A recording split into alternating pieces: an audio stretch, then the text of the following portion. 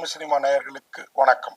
நான் உங்கள் பத்திரிகையாளர் RS கார்த்திக். இந்த வீடியோவில் நாம பார்க்க இருக்கிறது இந்த வாரம் திரைக்கு வந்த கடந்த வெள்ளி என்று திரைக்கு வந்து உண்மையாகவே வெற்றிகரமாக ஓடிட்டு இருக்குது அப்படின்னு சொல்கிறாங்க. அந்த படம் தான் வந்து கருப்பு.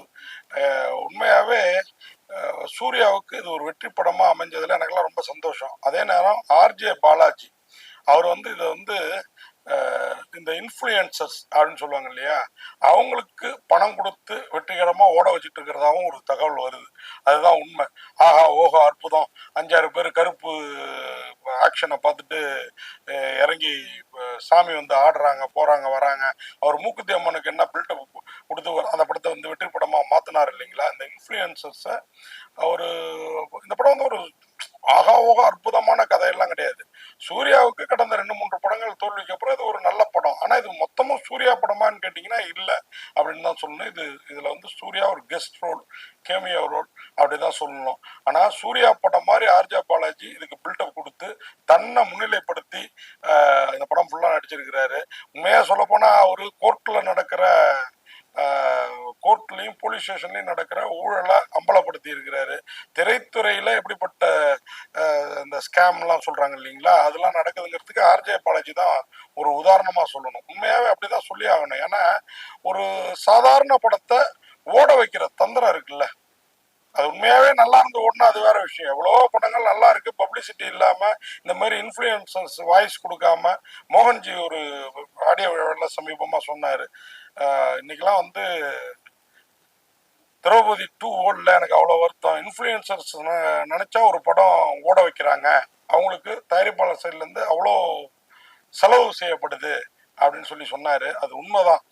திரௌபதி 2 மாதிரி படம் ஓடாம போறதும், கருப்பு மாதிரி படம் பிச்சுக்கிட்டு ஓடுதுன்னு பப்ளிசிட்டி ஆகுறதும், அதை பார்த்துட்டு பல மக்கள் டிக்கெட் புக் பண்ணி போறதும், இது எந்த அளவுக்கு சினிமாவுக்கு ஆரோக்கியம் அப்படிங்கிறதுக்குள்ளாரெல்லாம் நம்ம போனோம். ஆனா இது தவறு இந்த மாதிரி. ஏன்னா நீங்க இன்னைக்கு வந்து ஒன்று பொய்யா பிரபகண்டா பண்ணி அந்த படத்தை ஓட வச்சிங்கன்னா அடுத்த ட்ரிப் நீங்க பண்ற பிரபகண்டாவை எப்படி மக்கள் நம்புவாங்க? பத்திரிகையே இருக்குன்னா சரியான படத்தை சரியான விமர்சனம் பண்ணாதான் பத்திரிகைக்கு நல்லது. அந்த மாதிரிதான் இன்ஃப்ளூயன்சர்ஸும். இன்னைக்கு வந்து பத்திரிகை காலம் போய் ட்விட்டர் காலமும் போய் இன்னைக்கு இன்ஸ்டா இன்ஃப்ளூயன்சர்ஸ் காலமா இருக்குது. யூடியூப் இந்த காலம்லாம் கூட அப்படியே கொஞ்சம் கொஞ்சமா மலையேறிட்டு வருதுன்ற மாதிரி தான் சொல்லணும். அந்த நேரத்துல RJ பாலாஜி மேல உள்ள அஃபெக்ஷன்ல அவர் கிரிக்கெட் காம்பையர், அது பேர் என்னது ரேடியோ ஜாக்கி, படப்படன்னு பேசக்கூடியவர், நேர்மையா காட்டிக்கக்கூடியவர் அப்படிங்கிறப்போ அந்த பப்ளிசிட்டியை பண்ணியிருக்கிறாங்க. நேர்மையா காட்டிக்கக்கூடியவர், நோட் பண்ணுங்க. ஆமா, இந்த படம் வந்து கதை கோர்ட்டில் வக்கீல்கள் எப்படி ஒரு கேஸை வாய்தான்னு இழுத்தடிச்சு சம்பந்தப்பட்டவங்கள்ட்ட இருந்து காசு பறிக்கிறாங்க, தன் கிளையண்ட்டுக்கிட்டே எப்படி காசு பறிக்கிறாங்க, அது நீதிபதி வரைக்கும் எப்படி வேலை செய்யுது. அதே மாதிரி போலீஸ்காரங்க பிடிப்பட்ட திருட்டு நகைகள்ல எவ்வளவு கணக்கு காட்டுறாங்க, எவ்வளவு அமுக்க பாக்குறாங்க, அதை பிடிங்கி தின்ற வக்கீல் எப்படி அவரு அதை வந்து அந்த சம்பந்தப்பட்ட கிளையண்ட் கொடுக்குறாரா, அதை வச்சு அவர் வந்து வாழ்றாரா அப்படிங்கறதெல்லாம் டீட்டெயிலா வந்து பேசுறேன் பேர் வழின்னு சொல்லி இறங்கி அடிச்சிருக்கிறாரு RJ பாலாஜி. அவரை எதிர்த்து சூர்யா களமிறங்குற சூர்யாவுக்கு சத்திய சோதனைகள் ஜாஸ்தியா இருக்குது. ஒரு கட்டத்துக்கு அப்புறம் RJ பாலாஜி உள்ளிட்ட அயோக்கியர்களை அப்படியே காலி பண்ணிட்டு சூர்யா நேர்மையான வழக்கறிஞரா கோர்ட்ல வந்து ஒருத்தவங்களுக்கும் நல்லது கிடைக்க பாடுபடுற மாதிரி ஒரு கதை. இந்த கதையை பாக்குறப்பயே RJ பாலாஜி இந்த ப்ரொடியூசருக்கு எவ்வளோ, ஏன்னா அந்த படம் வந்து அவ்வளோ இன்னல்களை சந்திச்சு வெளியே வந்தது.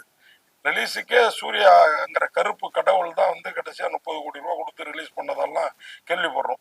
SR பிரபு ஒரு நல்ல ப்ரொடியூசர், ட்ரீம் வாரியாஸ், அவரையே வந்து மங்களம் பாடிட்டாரு RJ பாலாஜி அப்படின்னு சொல்லணும். அந்த மாதிரிதான் ஒரு கதை. ஏன்னா தன்னை முன்னிலைப்படுத்திக்கிறதுக்கு சூர்யாவை பகடைக்காயா யூஸ் பண்ணிருக்காரு. சூர்யாவை மட்டும் இல்ல, திரிஷாவையும் அதான் பண்ணியிருக்காரு. 2 பேருமே அருமையா நடிச்சிருக்கிறாங்க. ஆனா அவங்களுக்கு நிறைய ஸ்கோப் இல்லை. ஏன்னா சில சீன்ஸே வராங்க. அதன் பிறகு RJ பாலாஜி தான் படம் முழுக்க வியாபத்தி இருக்கிறாரு. அது திடீர்னு நீங்க வந்து உன் பவரை, கடவுள் பவரை காட்டக்கூடாது, நீ என்ன வேணாலும் பண்ணு. கோர்ட்டுக்குள்ளார ஒரு கருப்பு சாமி சிலை இருக்கும், அதுக்கு மிளகா அரைச்சி சாத்தினா நம்ம வேண்டுனது நடக்கும். ஒரு கிளையண்டோட வேண்டுதலுக்காக கருப்பு அவ்வளோ நாள் சைலண்டா இருந்த கருப்பு வயலண்டா மாறுறவர் கோர்ட்டையும் வக்கீல்களையும் நீதிபதியையும் எப்படி திருத்துறாரு, தூயவர்களை எப்படி கொண்டு வர்றாரு, தீயவர்களை எப்படி தரத்தை அனுப்புறாரு அப்படிங்கிறத சொல்ற கதை. இதுல சூர்யாவை தாண்டி ஆர்ஜே பாலாஜிக்கு தான் ரோல் இருக்குது. அப்படி அமைச்சிருக்கிறாரு அவர் கதையை. ஆனா அதை வந்து சூர்யா எப்படி ஏத்துக்கிட்டாரு, எப்படி பண்ணாருன்னு தெரியல. சூர்யா படனே வெளியில வியாபாரமும் பண்ணி காசும் பார்த்துட்டாங்க அப்படின்ற லெவல்ல தான் நமக்கு தகவல்கள் கிடைக்குது. இந்த மாதிரி பாக்குறப்போ ஆர்ஜே பாலாஜியை வந்து நம்ம கேட்கறது, நியாயமா ஒரு படத்தை வெற்றி பெற வைக்கிறதுங்கிறது வேற. இந்த மாதிரி குறுக்கு வழியில வெற்றி பெற வைக்கிற நீங்க எப்படி கோர்ட்ல நடக்கிற ஏக்கியத்தனத்தெல்லாம் வந்து சுட்டி காட்டலாம் அப்படின்னு கேட்க தோணுது. உண்மையாவே சூர்யா அருமையா நடிச்சிருக்கிறாரு. திரிஷா அருமையா சில சீன்ஸே வந்தாலும் நெஞ்சில நிக்கிறாங்க. அதே மாதிரி ஆர்ஜே பாலாஜி கடகடன்னு ரேடியோ ஜாக்கி மாதிரியே பேசிட்டு போறாரு. பல இடங்கள்ல அவர் பேசுறது என்னன்னு நமக்கு புரியறதுக்குள்ளார அடுத்த சீன் பாஸ் ஆயிடுது. அதே மாதிரி இந்திரன்ஸோட கேரக்டர் தான் அந்த படத்துல வந்து மலையாள நடிகர் இந்திரன்ஸோட கேரக்டர். ஒரு குடும்பம், ஒரு அப்பா வந்து மகளோட ஆப்ரேஷனுக்காக மகளை கூப்பிட்டு சென்னைக்கு நகையோட வருவாரு. அந்த நகை ரயில்ல திருடு போயிடும். அந்த திருடர்களை பிடிச்சிருவாங்க. இவங்க படுற பாதை பாட்டு அந்த திருடர்களே நகையை கொடுத்தாலும் போலீஸும் கோர்ட்டும் எப்படி அதை கொடுக்க மறுக்குது, அந்த கேஸ் எடுத்து வாதாடுறன்னு சொல்லி பாலாஜி எப்படி பணம் பண்றாரு, இதை தட்டி கேட்க சூர்யா அந்த அதன் பிறகு அந்த மாதிரி தவறு நடக்காம இருக்க சூர்யா களமிறங்குறாரு.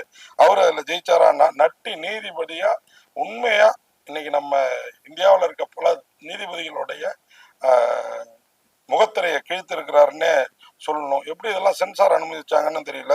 சுவாசிகா, எல்லாரையும் சொல்லக்கூடாது, குற்றமற்றவர்கள் உண்மையாவே அந்த நீதி தராசுக்கு தலைவனுங்கிறவங்க நிறைய பேர் இருக்காங்க. நட்டி அந்த மாதிரி பண்ணியிருக்கிறாரு. சுவாசிகா அவங்க வந்து பாலாஜியோட கையால அருமையா ஒரு கேரக்டர்.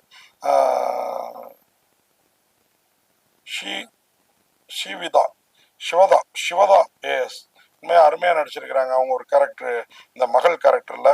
அது மாதிரி மகள் இல்ல, இந்த ஒரு இன்னொரு ஒரு நம்ம வேலராமமூர்த்தி அவங்கள வந்து செக்ஸ் ஹராஸ்மெண்ட் பண்ணுவாங்க. அந்த கேஸுக்காக ஸ்வேதா வந்து அருமையான ஒரு கேரக்டர் பண்ணியிருக்கிறாங்க. அவங்களுக்கும் நீதி கிடைக்காம இழுத்தடிக்கப்படும். அதுக்கும் சூர்யா தேர்வு சொல்லுவாரு. அது மாதிரி அனகா மாயா ரவி வந்து அந்த மகளா, இந்திரன்ஸோட மகளா அருமையா நடிச்சிருக்காங்க. சுப்ரித் ரெட்டி அவரும் பிரமாதமான ஒரு கேரக்டர் பண்ணியிருக்காரு. இப்படி எல்லோருமே சிறப்பான ஒரு கேரக்டர் பண்ணியிருக்காங்க. ஒரு சிறப்பான படமா வந்திருக்க வேண்டியது. ஆனா ஆர்ஜே பாலாஜி தன்னை முன்னிலைப்படுத்திக்க நினைச்சதுனால இந்த படம் வந்து இந்த இன்ஃபுளுசர்ஸ் இன்ஸ்டாவில் சொல்ற அளவுக்குலாம் ஆகா ஓகோ இல்லை. அதுக்காக சுமார் ரகமும் இல்லை. அந்த சாமி வருதுங்கிறதுலாம் காதல பூசுட்டுற கதை. ஆனாலும் ஒரு முறை பார்க்கலாம், ரசிக்கலாம். ட்ரீம் வாரியர் பிக்சர்ஸ் பேனர்ல எஸ்ஆர் பிரகாஷ் பாபு, எஸ்ஆர் பிரபு இருவரும் இணைந்து தயாரிச்சிருக்கிற இந்த படத்தை ஆர்ஜே பாலாஜி இயக்கத்தில் டிஓபிலாம் அருமையாக வேலை பார்த்துருக்காங்க. ஆர்ஜே பாலாஜி தன்னை முன்னிலைப்படுத்துகிறதுல மட்டும் கவனத்தை குறியா செலுத்தியிருக்கிறாரு. ஜி.கே. விஷ்ணுவோட ஒளிப்பதிவு, ஆர் கலைவாணனோட படத்தொகுப்பு, அருண் வெஞ்சரமுடுவோட ஆர்ட் டைரக்ஷன், இது எல்லாமே சிறப்பு. சாய் அபாயங்கரோட மியூசிக் தான் இந்த படத்துக்கு வந்து பக்கா பலம். அவருடைய மியூசிக், சூர்யா திரிஷாவோட நடிப்பு, இதுதான் இந்த படத்துடைய பெரும் பலம் அப்படிங்கிறத சொல்லி, கருப்பு சில சீன்ஸ் வெறுப்பை ஏற்படுத்தினாலும் சில சீன்ஸ் சிறப்பாக இருக்குது. ஆனால் இந்த இன்ஃப்ளூயன்ஸ் சொல்கிற அளவுக்கு பெரிய பருப்பெல்லாம் கிடையாதுங்கிறத சொல்லி விடைபெறேன். நன்றி. இந்த படத்துக்கு பத்திரிகையாளர் RS கார்த்திக் எனது பார்வையில் 10க்கு 6 மதிப்பெண் கொடுத்து விடைபெறேன். நன்றி, வணக்கம்.